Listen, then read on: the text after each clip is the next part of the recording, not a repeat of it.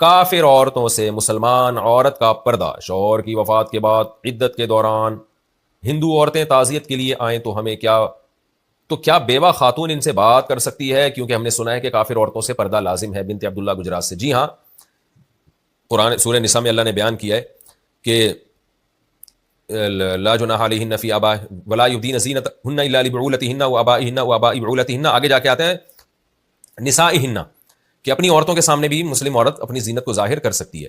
تو اپنی عورتوں سے مراد اپنی مسلمان عورت. تو اس آیت سے بہت سے فقہاء نے استدلال کیا اور بڑی مضبوط استدلال ہے یہ کہ جو غیر مسلم عورتیں ہیں ان سے مسلمان جوان عورت کا پردہ فرض ہے. لیکن وہاں پردے میں اتنی سختی نہیں ہے، خوب سمجھ لیں. یعنی چہرہ کھول سکتی ہے، ایسے نہیں ہوتا پردہ جیسے نامحرم مرد سے ہوتا ہے، کیونکہ چہرے کا تعلق تو فتنے سے ہے نا. تو غیر مسلم عورت کے سامنے چہرہ کھولنے میں کوئی فتنے کا اندیشہ نہیں ہوتا. تو اس لیے جو ہندو عورتیں جب تعزیت کے لیے آئیں تو وہ آ سکتی ہیں، ان کے سامنے وہ بیوہ خاتون بیٹھ بھی سکتی ہے، لیکن سر کے بال نہ کھولے، ان کے سامنے پنڈلیاں وغیرہ نہ کھولے، چہرہ کھول سکتی ہے اور ان سے بات چیت بھی کر سکتی ہیں. اس میں کوئی حرج نہیں ہے.